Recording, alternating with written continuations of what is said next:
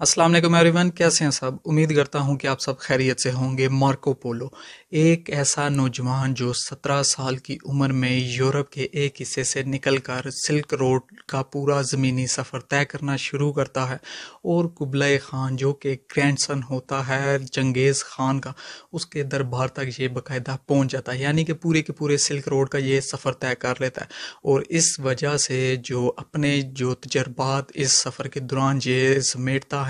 मुख्तलिफ जो तहजीबों को देखता है, सकाफ़तों को देखता है, लोगों को देखता है, इवन के जो जानवर होते हैं मुख्तलिफ जो नस्ल के, उनको ये देखता है और उन तजर्बात को अपनी एक किताब की सूरत में जो यूरोप है पूरी दुनिया के लिए ये आने वाले वक्त के लिए लोगों के पास पहुंचा देता है एक इल्म की सूरत में,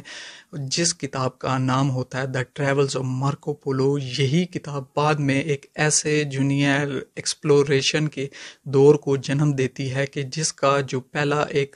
कह ले कि इम्पोर्टेंट फिगर होता है वो क्रिस्टोफर कोलंबस होता है, कि वो भी इसी की किताब के ज़रिए से इम्प्रेस होकर जो क्रिस्टोफर कोलंबस है वो एशिया को दरियाफ्त करने निकल जाता है और एशिया को दरियाफ्त करते करते वो अमेरिका के खिते को दरियाफ्त कर देता है। लेकिन सवाल तो ये पैदा होता है कि आखिर ये मार्को पोलो था कौन, इतनी इसकी अहमियत क्यों है, कैसे आखिर इसने जो तारीख़ है उनके सुनहरे रूप में अपने आप को हमेशा के लिए अमर कर दिया। क्योंकि जब भी यूरोप का या फिर जो एशिया या सिल्क रोड की तारीख का जिक्र होगा हमेशा इस बंदे का नाम याद रखा जाएगा। एक ऐसा इंपॉर्टेंट फिगर जो बन चुका है, इवन कि नेटफ्लिक्स की जो सीरीज़ है वो भी इसके ऊपर बन चुकी है। तो कौन था आखिर ये इतना इंपॉर्टेंट फिगर। जब मैंने अपना सिल्क रोड का व्लॉग बनाया मैंने इसका तब भी जिक्र किया था, तो क्योंकि इसके बिना सिल्क रोड का जिक्र करना वो कह ले कि नामुकम्मल होता है, इतना इंपॉर्टेंट फिगर है। तो अगर हम इसके बारे में अब थोड़ा बहुत डिटेल में जाए तो ये उस वक्त की बात है कि जब रिपब्लिक ऑफ वीनस, इटली नहीं रिपब्लिक ऑफ वीनस होता था, अभी तो वो जो मौजूदा इटली है उसका हिस्सा, लेकिन ये उस वक्त एक अलग रियासत होती थी। इसका जो मेडिटेरेनियन के सी रूट्स हैं उनके ऊपर इजारादारी होती थी और जो लैंड रूट्स है जिनके ज़रिए एशिया की स्पाइसेस की ट्रेड होती थी। अगर आपने मेरा पास गोडे गामा वाला व्लॉग देखा हो आपको इस टर्म से पता चलेगा कि स्पाइसेस की ट्रेड कोई मामूली ट्रेड नहीं थी एशिया के साथ। यूरोप के लिए उस वक्त ये बहुत बड़ी एक कह ले के ल्यूक्रेटिव बिजनेस था। वो इसके लिए बहुत पागल हुए जा रहे थे, एक दूसरे से मुकाबला कर रहे थे कि एशिया के साथ जो स्पाइसेस की ट्रेड है उसके ऊपर किसी तरह उनका गलबा हो। लेकिन उस पूरी ट्रेड के ऊपर, चाहे वो समुद्री रास्ते से हो, चाहे वो मेडिटेरेनियन सी के रास्ते से हो या वो लैंड रूट के जरिए हो, इन वेनिशियन मर्चेंट्स की इजारादारी थी। और जो बाकी यूरोप था वो इनसे जेलस होता था और इनसे खार खाता था इस वजह से। हालांकि जो ये वेनिशियन मर्चेंट्स होते थे तो ये भी यूरोपियन ही, मगर बाकी यूरोपियन इनसे दुनिया आगे सबकत ले जाने की दौड़ में लगे रहते थे। तो खैर अब हम आगे बढ़ते हैं कि जो मार्को पोलो है 1254 के वीनस के एक मशहूर तिजारती घराने में पैदा होता है। जो इसका बाप होता है, जब ये मार्को पोलो पैदा होता है उस वक्त इस चीज़ से बेखबर होता है कि उसके यहाँ एक बच्चे की विलादत हुई है। जो इस 5 साल की उम्र को ये पहुंचता है मार्को पोलो, इसकी माँ है वो मर जाती है और जो इसका बाप होता है निकोलो, वो उस वक्त कॉन्स्टेंटिनोपल में होता है अपने भाई के पास मफेयो, और ये दोनों वहाँ पर तिजारती सरगर्मियों की वजह से रह रहे होते हैं। अब जब एक तरफ 5 साल की उम्र में इसकी माँ का इंतकाल हो जाता है, ये वही वक्त होता है जब इसका बाप निकोलो और इसका भाई मफेयो ये देखते हैं कि ग्रीक और लैटिन्स के बीच में जो टेंशन है वो बढ़ रही है। और क्योंकि वो तिजारती सरगर्मियाँ वहाँ पर कर रहे होते हैं तो वहाँ से वो फिर अपना जो कारोबार है मुंतकिल करने का फ़ैसला करते हैं और वो वहाँ से निकल के फिर एशिया की तरफ जो है अपना सफ़र जारी करते हैं कि यहाँ पर आके वो तिजारत करने की गर्ज से आगे बढ़ आते हैं। अब मैं एक चीज़ का जिक्र करता चलूँ कि जो पोलो फैमिली है इसका नाम जो शुरू में जो लोगों में मशहूर होता है वो एक्सप्लोरर्स की वजह से नहीं ये जाने जाते, ये ट्रेडर्स होते हैं, ये ताजर होते हैं जो दुनिया के मुख्तलिफ हिस्सों में तिजारत करने को तरजीह देते हैं, ये एक्सप्लोरर्स नहीं होते हैं। فار ایگزامپل یہ 3 بھائی ہوتے ہیں بیسیکلی، جو اس کا یعنی کہ میں والد کی بات کر رہا ہوں مارکو پولو کے،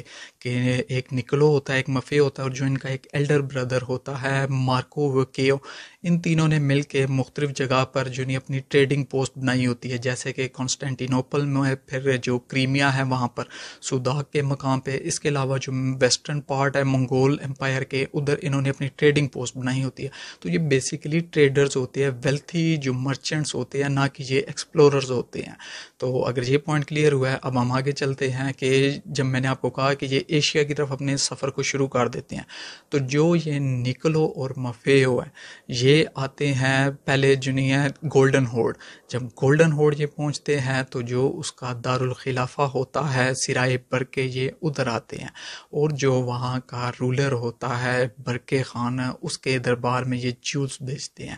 اور پھر اس کے بعد یہ اپنے سفر کو جاری رکھتے ہیں اور بخارا جا کے یہ پہنچ جاتے ہیں، جو سرائے برکے سے نکل کے بخارا یہ پہنچتے ہیں. اب جب یہ بخارا پہنچتے ہیں تو کچھ سالوں کے لیے یہ یہیں پر اپنا پڑاؤ ڈال لیتے ہیں اور یہیں پر جو نہیں ہے تجارتی سرگرمیوں کا جاری رکھتے ہیں. اس دوران جو چنگیز خان کا گرینڈ سن ہوتا ہے قبلۂ خان، ان کو پتہ چلتا ہے کہ منیشینز مرچنٹ آئے ہوئے ہیں ادھر، اور وہ ان سے ملنے میں دلچسپی کا جو نہیں ہے اظہار کرتا ہے. اس کے بعد انہی دونوں بھائیوں کو جو قبلۂ خان ہے اس کے دربار میں لے جانے کے لیے ان کو اسکورٹ کیا جاتا ہے اور وہاں پر ان کو لے کے جایا جاتا ہے. جو قبلۂ خان ہوتا ہے ان کو ایک لیٹر دیتا ہے کہ اپنے جو پاپ کو جا کے، جو ان کا کرسچنز کا پاپ ہوتا ہے، لیڈر ہوتا ہے، کہ ان کو جا کے یہ لیٹر دو اور اس کو جا کے کہو کہ جو اپنے جو کرسچن اسکالرز ہیں ان کو میری طرف بھیجو. تو جب یہ مشن ان کو دیا جاتا ہے اس کے بعد جو یہ دونوں بھائی ہیں یہ واپس نکل پڑتے ہیں وینس کی طرف. اور ساتھ ہی نکلتے وقت جو قبلۂ خان ہے ان کو ایک پائزہ دیتا ہے، یعنی کہ ایک گولڈن ٹیبلٹ ہوتا ہے، جو ایک سمجھے کہ ٹوکن ہوتا ہے پیسج کا، کہ جتنی بھی منگولین امپائر ہے اس پوری کے اندر وہ ایک جو سونے کی ٹیبلٹ ہوتی ہے، پائزہ ہوتا ہے، وہ کہیں پر بھی اگر کسی کو بھی دکھائی جائے تو وہ پابند ہوتے ہیں اس چیز کے، یعنی کہ ان کو مہمان سمجھا جاتا ہے ڈائریکٹ جو قبلۂ خان ہے ان کا. اور جو فری اکوموڈیشن ہے، فری فوڈ ہے، ایون کہ جو اگر کہیں پہ آنے جانے کے لیے جو ان کی فیسیلیٹیشن ہے، جس طرح کوئی جانوروں وغیرہ کی فراہمی وغیرہ، گھوڑوں وغیرہ کی، وہ تک دینے کے وہ پابند ہوتے ہیں لوگ، کہ جن کو جا کے وہ سونے کی ٹیبلٹ دکھائی جاتی ہے. تو اس کے بعد جو نہیں ہے یہ منگولین امپائر سے اپنے سفر کا آغاز کرتے ہیں اور 3 سال کے بعد جا کے یہ وینس آ کر لینڈ کرتے ہیں. اب جب یہ ادھر پہنچتا ہے 3 سال کے بعد، جو یہ ہوتا ہے نکلو یعنی کہ مارکو کا باپ، اس کو پتہ چلتا ہے کہ میرا تو بیٹا ہو چکا ہے، میرا تو کاکا منا آ چکا ہے، اور کاکا منا اس وقت بالآخر 15 سال کا ہو چکا ہوتا ہے. تو جب یہ اپنے باپ سے ملاقات وغیرہ ان کی ریونین ہو جاتا ہے، پھر وہ اپنے مشن کی طرف جاری کرنے کو کرتا ہے. تو اتنے میں اس کو پتہ چلتا ہے، یعنی کہ نکلو کو، کہ جو پاپ ہے وہ تو 1 سال پہلے ہی جو کلیمنٹ 4 تھا وہ مر چکا ہوتا ہے، اور جو نیو پوپ ہوتا ہے اس کے بھی جنیا تاج پوشی ہوئی نہیں ہوتی. اور جو یہ کارڈینلز ہوتے ہیں ان کے، وہ اس پروسیس کو جنیا کافی لمبا کر رہے ہوتے ہیں، ٹریک کر رہے ہوتے ہیں، اتنا لمبا کہ تقریباً 2 سال تک جو نکلو ہے وہ اپنے بھائی کے ساتھ ویٹ کرتا ہے، لیکن تب تک بھی تاج پوشی نئے پاپ کی نہیں ہو سکی ہوتی. اور بالآخر تھک کے جو نکلو ہے وہ فیصلہ کرتا ہے کہ وہ واپس قبلۂ خان کے پاس جائے، ان کو ویٹ نہ کروائے، کہ ان کو جا کے، یعنی کہ یہ کہتا ہے کہ میں بتاؤں کہ صورتحال کیا ہے جو مجھے مشن دیا تھا اس حوالے سے. تو یہ بالآخر دوبارہ سے قبلۂ خان کی جو امپائر ہے اس کی طرف اپنا سفر جاری کر دیتا ہے. لیکن اس بار اس کے ساتھ اس کا بیٹا ہوتا ہے، وہ ہوتا ہے مارکو پولو، جس کی عمر ہو چکی ہوتی ہے 2 سال کے ویٹ کے بعد 17 سال. تو 17 سال کی عمر میں مارکو پولو اب اپنے سفر کا آغاز کرتا ہے یورپ کی ریاست وینس سے. اور جب یہ اپنے سفر کا آغاز کرتے ہیں، سب سے پہلے جو یہ پہنچتے ہیں تینوں باپ، بیٹا اور چاچا، کہ یہ پہنچتے ہیں ایکڑ کے مقام پہ. جب یہ ایکڑ کے مقام پہ پہنچتے ہیں اس کے بعد جو اگلے سفر کا ان کا آغاز ہوتا ہے، یہ ایک مقام ہوتا ہے ایاز، یہ ادھر پہنچتے ہیں. اور یہ ہوتا ہے ارمینیم کنگڈم ہوتی ہے، جو کہ منگولین امپائر کی الائیڈ نیشن ہوتی ہے، الائیڈ امپائر ہوتی ہے سسیلیا کی. اب جب یہ ادھر پہنچتے ہیں اس کے بعد جو نہیں ہے اتنے میں ہی پتہ چلتا ہے کہ جو اٹلی ہوتا ہے وٹربو پیچھے یعنی کہ جو علاقہ اٹلی وٹربو وہاں پر جو نہیں ہے جو کارڈینلز ہے وہ یہ فیصلہ کر لیتے ہیں کہ جو نیا پاپ ہے ہم اس کی تاج پوشی کریں گے، اور جس کی وہ تاج پوشی کرنے کا فیصلہ کرتے ہیں وہ بندہ اور کوئی نہیں ہوتا بلکہ وہ ہوتا ہے ٹائبولڈو وسکونٹی۔ اور یہ کون ہوتا ہے کہ یہ جو ایکڑ کا مقام جہاں میں نے آپ کو کہا یہ پہلے پہنچ دیا، ادھر ہی اس بندے کی ملاقات آلریڈی جو یہ پولو فیملی ہوتی ہے ان سے ہو چکی ہوتی ہے۔ جب اس بندے کو اپنی جو نہیں ہے تاج پوشی کے بارے میں پتہ چلتا ہے یہ فوراً اپنے میسنجر کو بھیجتا ہے ایاز کے مقام پہ۔ اس وقت وہ ایاز کے مقام پہ ایکڑ سے پہنچ چکے ہوتے ہیں، تو جو ان کے میسنجر اس پوپ کا نئے آنے والے پوپ کا جب میسنجر وہاں پر پہنچتے ہیں تو جو لیٹر ہوتا ہے وہ پوپ کا اور اس کا جو میسج ہوتا ہے وہ ان کو جو نہیں ہے دیتے ہیں پولو فیملی کو، اور جو پولو فیملی ہے ان کو جو مشن دیا جاتا ہے کہ جو قبلۂ خان اس تک جو نہیں ہے ہونے والے پوپ کا یہ میسج پہنچایا جائے، اور اس سلسلے میں 2 ڈومینیکن مونکس ہوتے ہیں وہ بھی ان کو ساتھ جوائن کر لیتے ہیں۔ اب یہ 5 بندے جو سسیلیا جو کنگڈم ہوتی ہے ارمینیا کی جو منگول امپائر ہے وہاں سے جب اپنے سفر کا آغاز کرنے لگے ہوتے ہیں، اتنے میں جو مملوکس ہوتے ہیں مملوکس کا اور یہ سسیلیا جو ان دونوں کے آپس میں تعلقات بگڑ جاتے ہیں، اور جب ان کے حالات آپس میں کشیدہ ہونا شروع ہوتے ہیں، جو ایشیا اور یورپ کی ٹریڈ جو کے اوپر اجارت داری کے حوالے سے ان 2 ریاستوں کا آپس میں ٹکراؤ ہوتا ہے، جو یہ مونکس ہوتے ہیں ڈومینیکن دونوں مونکس یہ واپس نکل آتے، یہ کہتے ہیں کہ ہم نے نہیں جانا، آگے خطرہ ہے۔ جس کے بعد یہ جو تینوں پولوز ہوتے ہیں یہ اکیلے ہی اپنے سفر کو جاری کرتے ہیں، اور یہ سب سے پہلے جو تبریز دارالخلافہ ہوتا ہے اس کو کراس کرتے ہیں۔ جب یہ تبریز سے آگے جاتے ہیں تو یہ پہنچتے ہیں ہرموز کے مقام پہ، جس کو آپ جانتے ہوں گے اسٹریٹ آف ہرموز کے نام سے بھی۔ اب یہ وہ مقام ہے کہ جہاں سے انڈیز اور فار ایسٹ کی جو سمندری تجارت ہوتی ہے وہ ہوتی ہے، اور یہیں سے جو ایشیا کے ذریعے یہ جو انڈین سب کانٹیننٹ ہے یہاں سے جو تجارت وغیرہ یعنی کہ اسپائسز کی ہوتی ہے وہ اسی جو اسٹریٹ آف ہرموز ہے اس مقام سے ہوتی ہے۔ تو جب یہ ادھر پہنچتے ہیں ان کی انٹینشن یہ ہوتی ہے یہ سمندری راستے سے اپنے سفر کو جنیا جاری رکھیں گے، لیکن جو اس وقت کی جو کشتیاں ہوتی ہیں جو عربز کی کشتیاں کھڑی ہوتی ہیں جن کو ڈاؤز کا نام ہوتا ہے،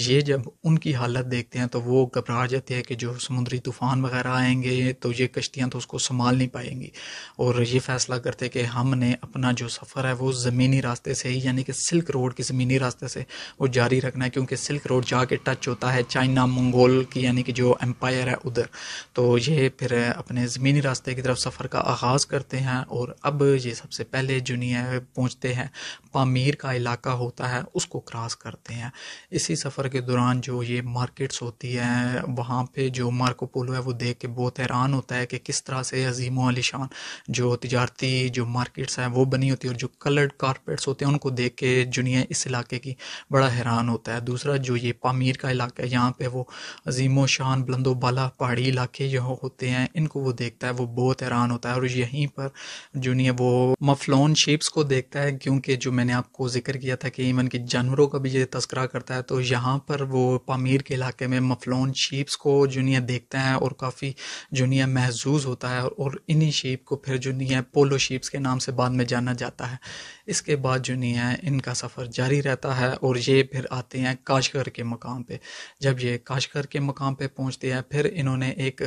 گزرگاہ سے گزرنا ہوتا ہے، اور وہ گزرگاہ کون سی ہوتی ہے کہ ایک کوریڈور ہوتا ہے جو تخلا مکان ڈیزرٹ ہوتا ہے اس کے درمیان میں سے وہ گزر کے جانا ہوتا ہے۔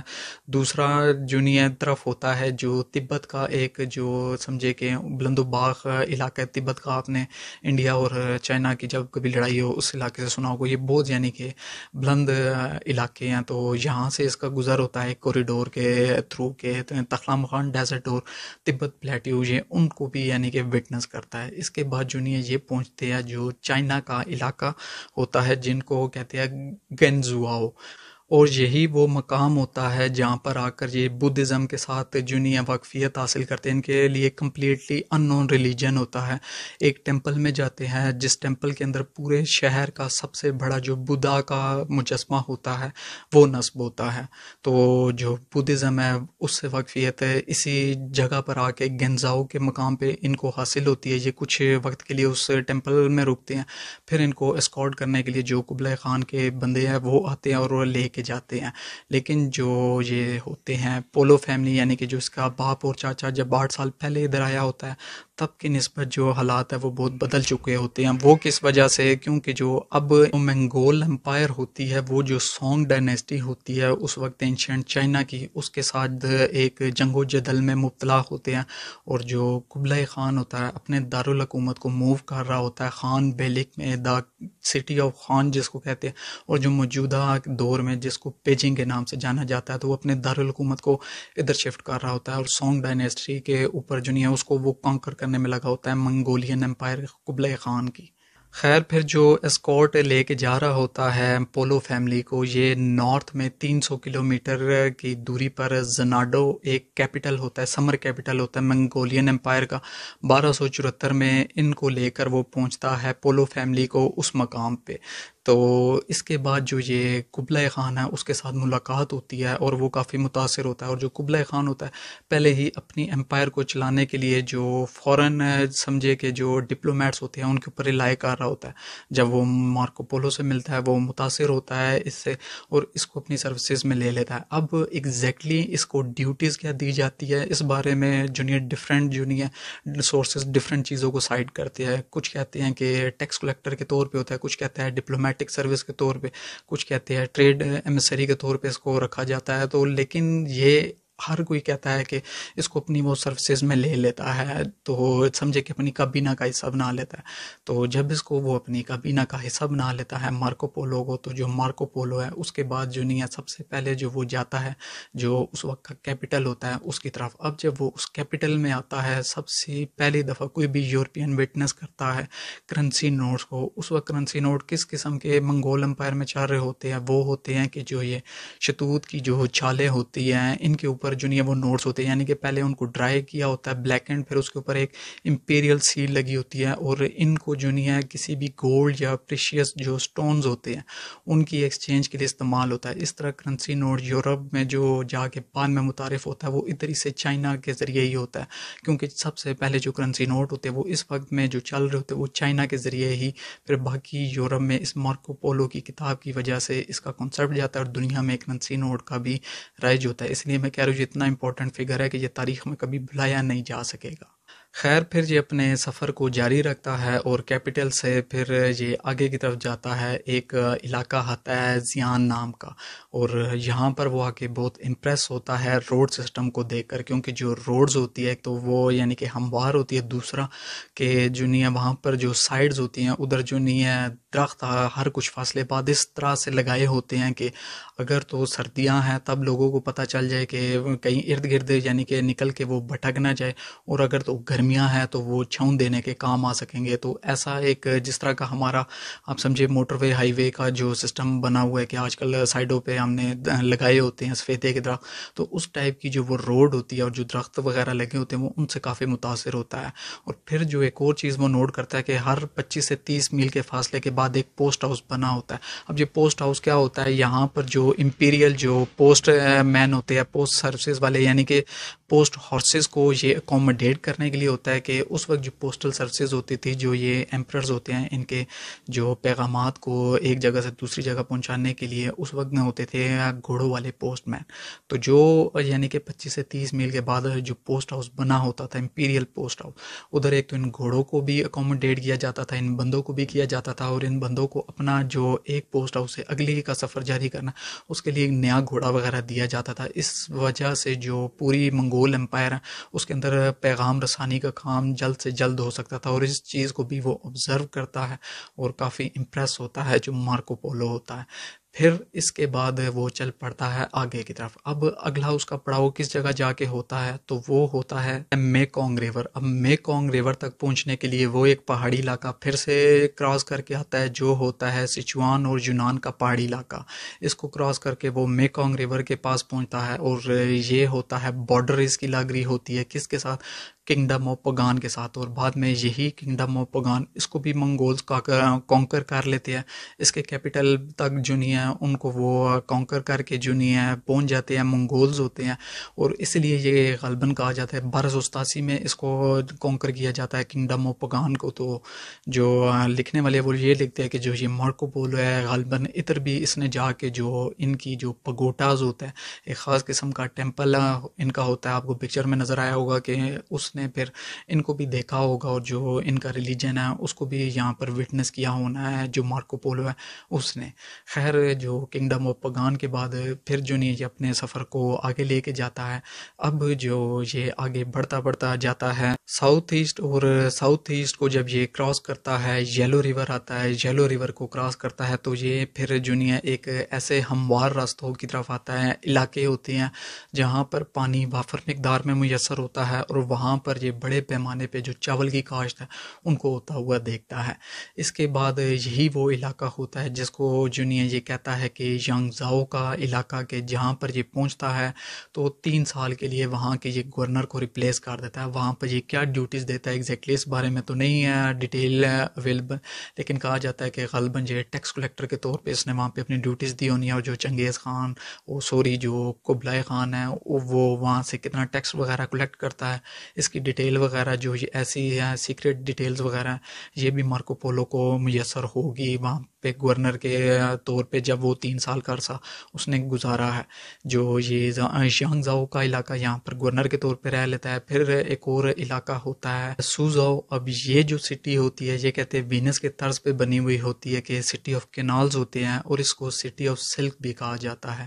تو اس کے بعد پھر یہ دوبارہ اپنے سفر کا آغاز کرتا ہے۔ اب یہ جس نئے علاقے میں جا کر پہنچتا ہے ancient capital of song dynasty میں، جب یہ اس کے کیپٹل میں پہنچتا ہے سونگ ڈائنیسٹی کے، تو یہ کافی متاثر ہوتا ہے وہاں کا جو شہری نظام بنا ہوتا ہے، یعنی کہ پیوڈ روڈز ہوتی ہے، جو شہر کا درمیانی حصہ ہوتا ہے وہاں پہ سٹون ہاؤسز بنے ہوتے ہیں، اور وہاں پر بھی یہ 3 سال کا عرصہ گزارتا ہے اور امپورٹنٹ ایڈمنسٹریٹو رول کا کردار ادا کرتا ہے۔ پھر ہسٹورینز اور رائٹرز یہ کہتے ہیں کہ غالباً ان لینڈ چائنا کا بھی اس نے سفر طے کیا ہونا ہے، اور جو پریزنٹ ڈے میانمار ہے یہ وہاں تک بھی کیا ہونا ہے۔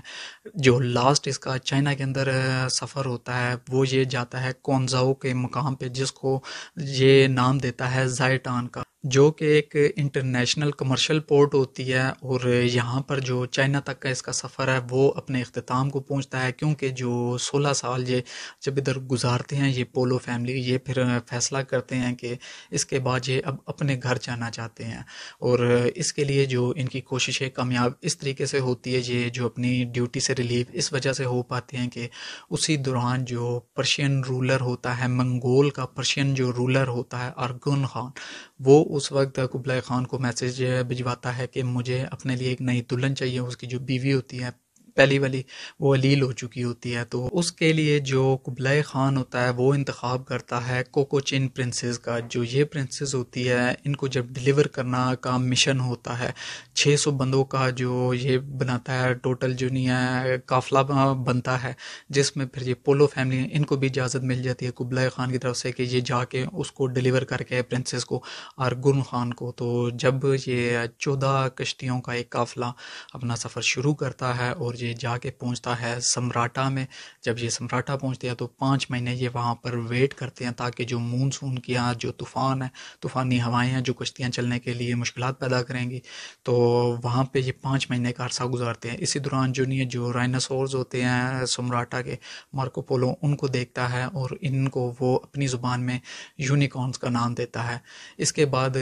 جب یہ پیریڈ اوور ہوتا ہے 5 مہینے کا مونسون کا، تو اس کے بعد یہ پہنچتے ہیں سیلون میں۔ سیلون میں یہ جو وہاں کے پریشیس سٹونز ہوتے ہیں، جیولز ہوتے ہیں، ان کو وٹنس کرتے ہیں۔ سیلون کے بعد یہ پھر ہم نے سفر کا آغاز کرتے ہیں، اور جو ویسٹ کوسٹ ہوتی ہے انڈین سب کانٹیننٹ کی، یہاں سے وہ کراس کرتے کرتے پہنچتے ہیں اسٹریٹ آف ہارموز، واپس وہیں پہ جہاں پہ یہ پہنچتے ہیں شروع میں اس سفر کو آغاز کرنے کے لیے، لیکن عرب کشتیاں جو ڈاؤز ہوتے ہیں وہ ان کو کنڈیشن اچھی نہیں لگتی، تو جس وجہ سے زمینی راستہ طے کرتے ہیں۔ یہ واپس اسی مقام پہ اب واپسی کا جو سفر ہو رہا ہے پرنسس کو ڈلیور کرنے کا، یہ اسی مقام پہ آ کے پہنچتے ہیں جو ہرموز کا مقام ہے. ہرموز کے آگے پھر یہ تبریز جاتے ہیں اور فائنلی یہ پرنسس ڈلیور کرتے ہیں. اب ایک مزے کی بات یہاں پہ یہ ہوتی ہے کہ جب پرنسس پہنچ جاتی ہے کوکوچین تو پتہ لگتا ہے جو ارغون خان ہے وہ تو فوت ہو چکا ہوتا ہے خود ہی, اور جو اس کا بیٹا ہوتا ہے پھر اس کے ساتھ جنیا بیانے کے لیے اس کو آگے کرتے ہیں جو پرنسس کوکوچین ہوتی ہے. اور اس عرصے کے دوران جو ارغون خان کا بھائی ہوتا ہے جو یہ پولو فیملی ہے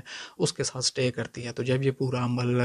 یعنی کہ مشن کمپلیٹ ہو جاتا ہے اس کے بعد جو یہ پولو فیملی یہ واپس اپنے سفر کا آغاز کرتی ہے تبریز سے, اور یہ ایک مقام آتا ہے ٹریبیزون, وہاں پہنچتے ہیں. تو وہاں پہنچتے ہیں تو ان کا جو تھوڑا بہت ان کو ڈکیتی وغیرہ کا سامنا کرنا پڑتا ہے جس کے اندر یہ اپنا مال اسباب آدھے کے قریب گوا دیتے ہیں, اور جب آدھے کے قریب گوا دیتے ہیں پھر یہ اپنے واپس سفر کا آغاز کرتے ہیں. اور جو یہ راستہ چنتے ہیں جن مقام سے ہو کے گزرنا ہوتا ہے وہ کنسٹینٹینوپل سے ہو کے گزرتا ہے, دوسرا گریس سے ہو کے گزرتا ہے, اور بالآخر جا کے یہ 24 سال کے بعد جو نہیں ہے 1295 میں جا کے یہ اپنے جو وینس ہے ادھر یہ پہنچتے ہیں. اور جب 24 سال بعد یہ واپس پہنچتے ہیں جو ان کے رشتہ دار ہوتے ہیں انہیں پہچاننے میں مشکلات پیش آتی ہیں کیونکہ ان کے بقول تو یہ اتنے عرصے میں مارے جا چکے ہوتے ہیں. خیر جب یہ مارکو پولو واپس آتا ہے تو جو یہ لڑائی ہوتی ہے کچھ عرصے بعد جو وینس کی اور اس کا جو رائیول ہوتا ہے گینوا, ان دونوں کے درمیان دو یعنی کہ ریاستوں کے درمیان لڑائی ہوتی ہے, اور اسی لڑائی کے دوران یہ جو مارکو پولو ہے اس کو قیدی بنا لیا جاتا ہے.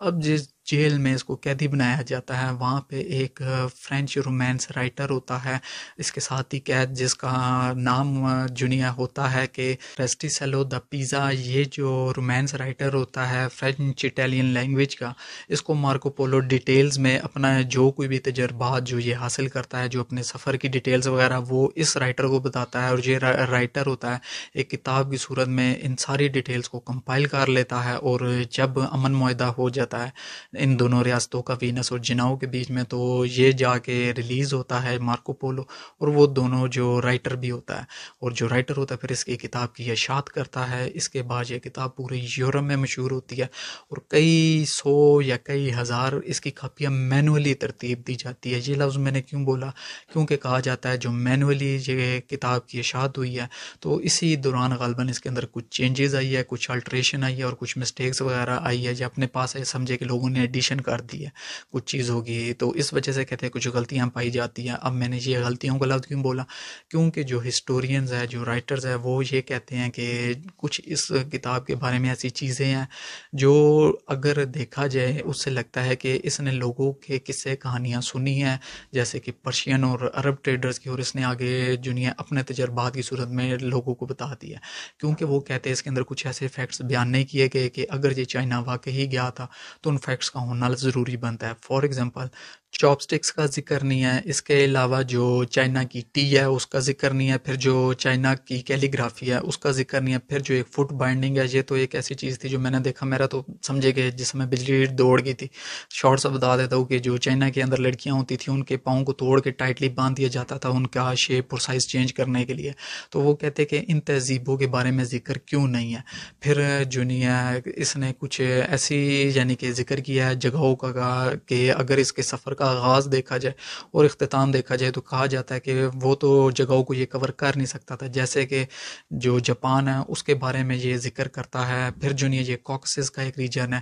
اس کے بارے میں ذکر کرتا ہے. اور جو ہسٹورین ہے وہ کہتے ہیں کہ اگر جو اس کا یعنی کہ ایک لائن کھینچی جائے کہ اس نے سفر کا آغاز جو کیا اور واپسی کا بھی کیا یہ ان جگہوں کو کور کر ہی نہیں سکتا تھا. جو ایون کی جاپان ہے اس کو یہ اپنی جو اس وقت کی یعنی کہ جو کتاب کے اندر ہے اس کا جو اس نے نام لے کے ذکر کیا ہوتا ہے وہ اس نے سبانگو کے نام سے کیا ہوا ہے. پھر اس کے بعد کہتے ہیں کہ جو گریٹ وال آف چائنا ہے اس کا بھی ذکر نہیں ہے. تو اس کے علاوہ جو ایون کے جو چائنا کی اپنی جو آرکائیوز ہے اس کے اندر کہا جاتا ہے کہ اس بندے کا ذکر نہیں, حالانکہ یہ چائنا کے اندر گیا قبلۂ خان کی امپائر میں گیا اور اتنا وہاں پہ گورنر رہا 3 سال مختلف جو چائنا کی سٹیز تھی وہاں پہ اس نے یعنی کہ کردار ادا کیا, لیکن چائنا کے کسی آرکائیو میں اس بندے کا نام نہیں. لیکن پھر یہاں پہ کہہ دیا جاتا ہے کہ ہو سکتا ہے کسی اور نام سے اس کا ذکر ہو کیونکہ کچھ ایسے اکاؤنٹس بھی اس میں بیان کیے ہوئے ہیں اس نے ہیں کہ جن کے بارے میں کہا جاتا ہے کہ اتنی ایگزیکٹ ڈیٹیلز دی گئی ہے کہ وہ کوئی بندہ کسی سے سنا کے آگے exact as it is narrate نہیں کر سکتا، بہت یعنی کہ ڈیٹیلز میں اس نے بتایا ہوا ہے۔ تو خیر اب دونوں چیزوں کو انالیسس کر کے یہ اب آپ خود سوچے 2 منٹ کے لیے، کہ سوچے کہ 17 سال کا ایک بندہ ہے کہ جب اس کا باپ اچانک آتا ہے، اس کو پتہ چلتا ہے کہ میرا تو 17 سال کا ایک بچہ بھی ہے، اور وہ 17 سال کی عمر میں اس وقت کی یعنی کہ جب سمجھے کہ کوئی ایک بارڈر نیشن ٹائپ کا نیشن سٹیٹ سسٹم والا چکر نہیں ہوتا تھا کہ وہ نکلتا ہے ریپبلک آف وینس سے اور جاتا ہے پورے زمینی راستے اور جا کے پہنچتا ہے منگول امپائر، جو کھوپڑیوں کے مینار بناتے ہیں قبلۂ خان کے درمیان میں، جو گرینڈ سن ہوتا ہے چنگیز خان کو، اور پوری جو اس کی زندگی ہے سفر میں گزر جاتی ہے۔ تو کیسی زندگی اس بندے نے گزاری ہے، صرف امیجن آپ کریں۔ تو امید کرتا ہوں آپ کو یہ ویلاگ پسند آیا ہوگا، اس کے ساتھ ہی مجھے اپنی دعا میں یاد رکھیں، اپنا ڈھیر سارا خیال رکھیں، اللہ حافظ۔